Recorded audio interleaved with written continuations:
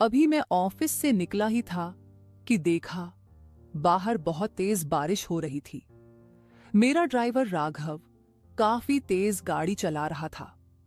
रास्ता पूरा सुनसान था और कुछ भी साफ साफ नजर नहीं आ रहा था। आज मुझे काम खत्म करते करते काफी देर हो गई थी। रात के 12 बज चुके थे और मुझे नींद भी आने लग गई थी। मैंने अपनी आंखें बंद ही की थी कि अचानक राघव ने जोर से ब्रेक लगाया। मैंने कहा, राघव क्या हो गया? ड्राइवर घबराता हुआ बोला, साह, लगता है गाड़ी के नीचे कोई आ गया है। ये बात सुनते ही मेरे होश उड़ गए। मैंने गुस्से से कहा, तुमने किसको मार दिया? उसने कहा, सा, इसमें मेरी कोई गलती नहीं थी। कोई हमारी कार के नीचे जानबूझकर आया है। यह बात सुनकर मुझे उस पर बहुत गुस्सा आ रहा था। तेज बारिश में मजबूरन मुझे गाड़ी से निकलना पड़ा। जब मैंने गाड़ी से निकलकर सामने आकर देखा तो नीचे एक लड़की पड़ी हुई थी। वह करीब 21 साल की होगी। उसने एक जालीदार खूबसूरत सी लाल ड्रेस पहन रखी थी। शायद उसके पैर में चोट आई थी, जिस वजह से वह उठ नहीं पा रही थी। मैं जल्दी से उसके पास गया तो देखा लड़की होश में है, पर नशे में चूर थी। उसने इतना ज्यादा नशा किया हुआ था कि मैं उससे कुछ बोल भी नहीं सका। मैंने उसे गोद में उठा लिया और ड्राइवर की मदद से गाड़ी की पिछली सीट में उसे बैठा दिया। कार मेरे घर के सामने आकर रुकी।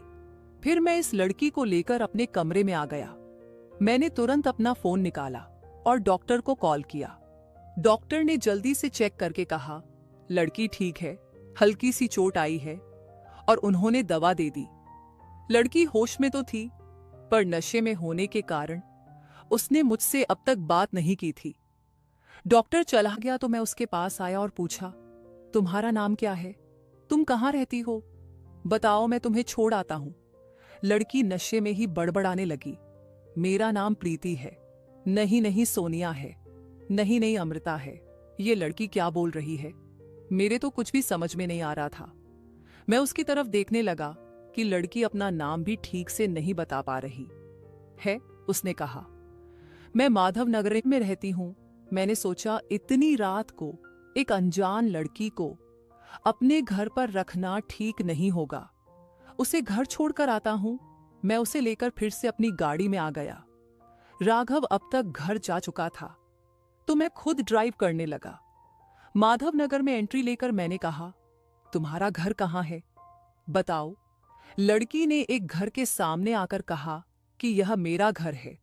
मैं उसको उस घर के सामने ले गया और घर की बेल बजाई। इतनी रात को गुस्से से एक आदमी बाहर आया और कहा, क्या बात है, क्यों डिस्टर्ब कर रहे हो? मैंने कहा, यह लड़की आपके घर पर रहती है।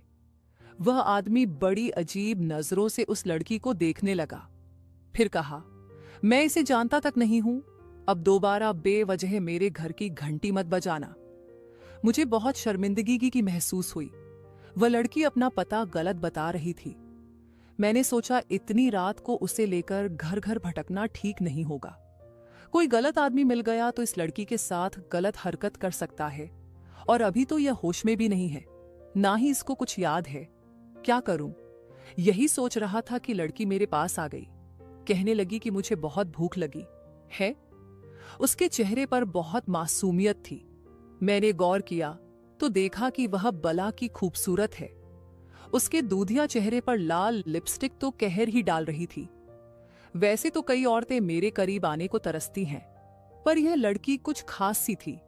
तो मैंने कहा, चलो कुछ खाते हैं। मैं उसे लेकर शहर के एक बड़े रेस्टोरेंट में आ गया। खाना खाते वक्त लड़की ने कहा, मेरा नाम सोनिया है।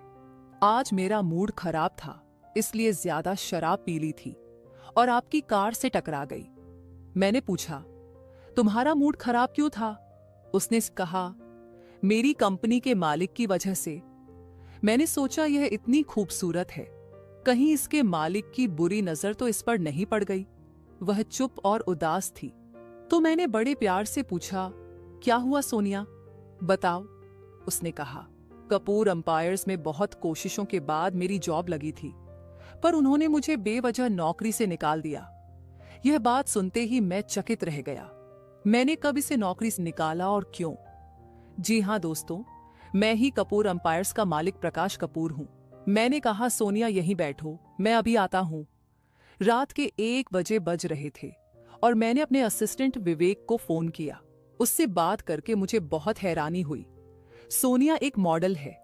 हमारी एड एजेंसी ने उसे सिलेक्ट किया था, पर फिर बिना वजह उसको निकाल भी दिया गया। विवेक से बात करने के बाद मैं वापस सोनिया के पास आ गया। सोनिया अब भी बैठी बैठी खाना खा रही थी। मेरे आते ही उसने कहा, चलो मुझे अभी कहीं जाना है। मैं उसकी तरफ बड़ी हैरत भरी निगाहों से देखने लगा कि रात 1 बजे वह कहां जाना चाहती है। मैंने कहा, तुम्हें इतनी रात को कहां जाना है? वो मेरी तरफ देखी और कहने लगी, मुझे कपूर एम्पायर्स के मालिक प्रकाश कपूर से मिलना है। मैंने कहा, कपूर एम्पायर्स के मालिक से मिलकर तुम क्या करना चाहती हो? उसने कहा, मैं उनसे पूछना चाहती हूं कि किस वजह से उन्होंने मेरा कॉन्ट्रैक्ट यूं कैंसिल कर दिया। बड़ी मुश्किल के बाद मैं मॉडलिंग इंडस्ट्री में आई थी और इतने ऑडिशन के बाद मैं सिलेक्ट हुई थी। मैंने उनकी कंपनी के साथ कॉन्ट्रैक्ट साइन भी कर लिया था, लेकिन आज मुझे पता चला कि वह मेरे साथ काम नहीं करना चाहते, जबकि 2 दिन बाद मेरी पहली शूटिंग होने वाली थी।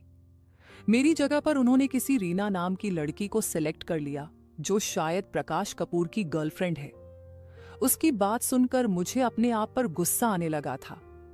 मैंने ही रीना के कहने पर आज इस लड़की को निकाला था। रीना मेरी बहुत करीबी दोस्त और एडवाइजर है, पर सबको कहती फिरती है कि वह मेरी गर्लफ्रेंड है। मैंने उसके साथ कई रातें जरूर गुजारी हैं, पर मेरे दिल में उसके लिए ऐसी कोई भी फीलिंग नहीं है। वह यह काम करना चाहती थी, इसलिए उसने सोनिया को हटा दिया। मैंने कहा, देखो रात बहुत हो गई है, अभी प्रकाश कपूर से तुम नहीं मिल पाओगी। तुम मेरे साथ मेरे घर चलो, कल देखता हूं कि क्या हो सकता है। वह बड़ी प्यार भरी निगाह से मुझे घूरने लगी और बोली, तुमने आज मेरी बहुत मदद की, तुम बस मुझे प्रकाश कपूर के घर के बाहर छोड़ दो। मैं तुम्हें अब और परेशान नहीं करना चाहती। मैंने कहा, मैं तुम्हें उसके पास ले चलूंगा, फिलहाल तुम मेरे साथ मेरे घर चलो। तुम ठंडे दिमाग से कल उसके पास जाना और फिर बात करना। उसने कुछ नहीं कहा और मेरे साथ कार में बैठ गई। अभी भी बहुत जोरों की बारिश हो रही थी। वह लड़की इतनी खूबसूरत और अट्रैक्टिव है कि मेरी नजर उस पर ही टिकी थी। मैं उसे लेकर अपने घर पर आ गया। मैंने कहा, तुमने इससे पहले कभी प्रकाश कपूर को देखा है क्या? उसने कहा, नहीं, मैंने कभी नहीं देखा, बस उनका नाम सुना है। मैं उनके भाई अमित से मिल चुकी हूं, उन्होंने खुद ही मुझे सेलेक्ट किया था, लेकिन वह शायद अभी शहर से बाहर गए हुए हैं। इस बात का फायदा उठाकर प्रकाश ने मुझे नौकरी से निकाल दिया। उस लड़की को देखकर मेरे दिल का शैतान जाग रहा था। आज बारिश की इस ठंडी रात में मैं इस नीली आंखों वाली को पाना चाहता था। उसकी खूबसूरती मुझे उसके करीब खींच रही थी। इससे पहले भी कई लड़कियों के साथ मैं रातें गुजार चुका हूं, पर इस लड़की में कुछ तो अलग बात थी। लेकिन उसके चेहरे की मासूमियत को मैं जबरदस्ती कुचलना नहीं चाहता था। मैं चाहता था कि वह खुद ही मेरी बाहों में आ जाए और मुझसे मोहब्बत करे। लड़की नशे से कुछ हद तक बाहर आ गई थी, लेकिन शायद उसे नींद आने लगी थी। मैं उसे अपने कमरे में लेकर आ गया और उसे अपनी शर्ट दे दी और कहा, इसे पहन लो। उसकी जालीदार लाल ड्रेस भीग चुकी थी। काफी देर से वह गीले कपड़ों में ही थी। उसने मेरी तरफ देखा, फिर वॉशरूम में जाकर कपड़े चेंज कर लिए। अब वह मेरे सामने आकर खड़ी हुई तो वह बस एक शर्ट में थी। मैं उसे सर से पांव तक देख रहा था। लड़की लंबी चौड़ी एकदम मॉडल जैसी फिगर थी। ना जाने क्यों मैंने इस लड़की को काम से निकाल दिया था।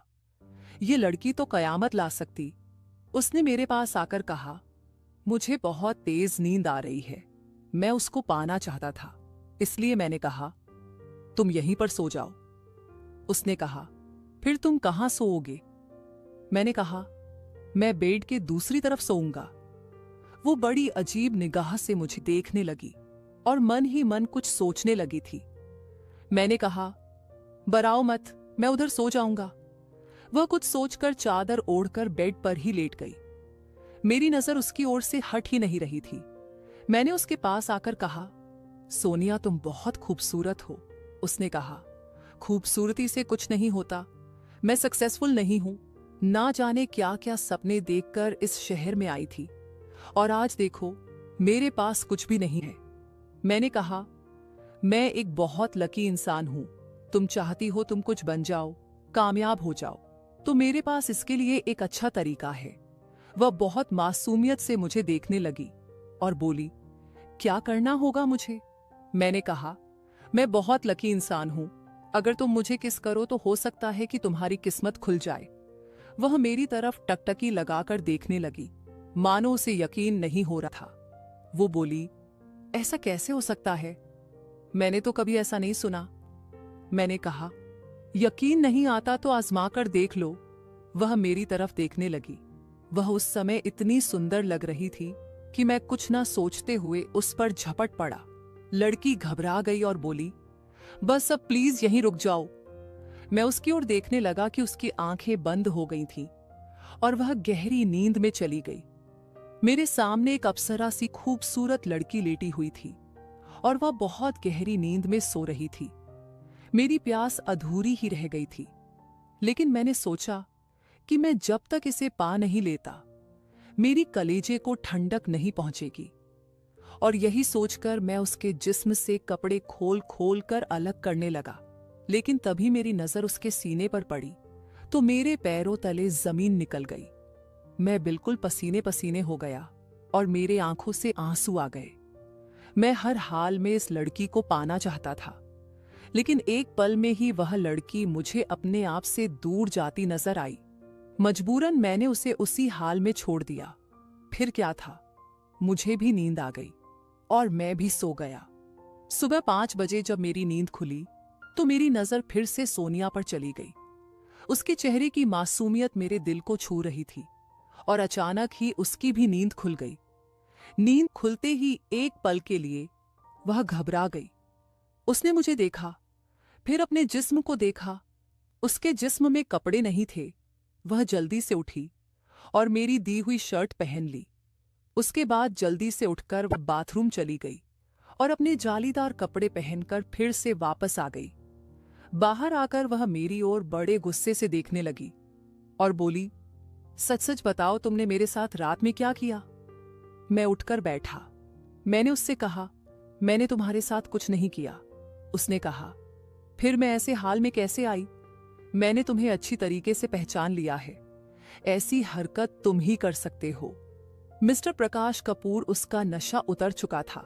शायद इसलिए उसने मुझे पहचान लिया था। एक पल के लिए तो मेरी बोलती बंद हो गई और मैं चुपचाप उसकी ओर देखने लगा। वह लड़की अपना पर्स लेकर जाने लगी थी कि मैंने उसका हाथ पकड़ लिया और कहाँ जा रही हो? रुक जाओ। उसने मेरा हाथ झटक दिया और कहा, मैं तुमसे नफरत करती हूं। मेरे दिल में कोई और है। मैंने कल रात उसके सीने पर एक लॉकेट देखा था जिसमें उसकी और मेरे भाई अमित की तस्वीर थी। मेरा भाई पिछले 1 महीने से काफी खुश नजर आ रहा था। अभी शहर जाने से पहले उसने मुझसे कहा था कि भैया मैं काम से वापस आकर तुम्हें एक बहुत बड़ी खुशखबरी दूंगा। मैंने कहा, कोई लड़की का चक्कर है क्या?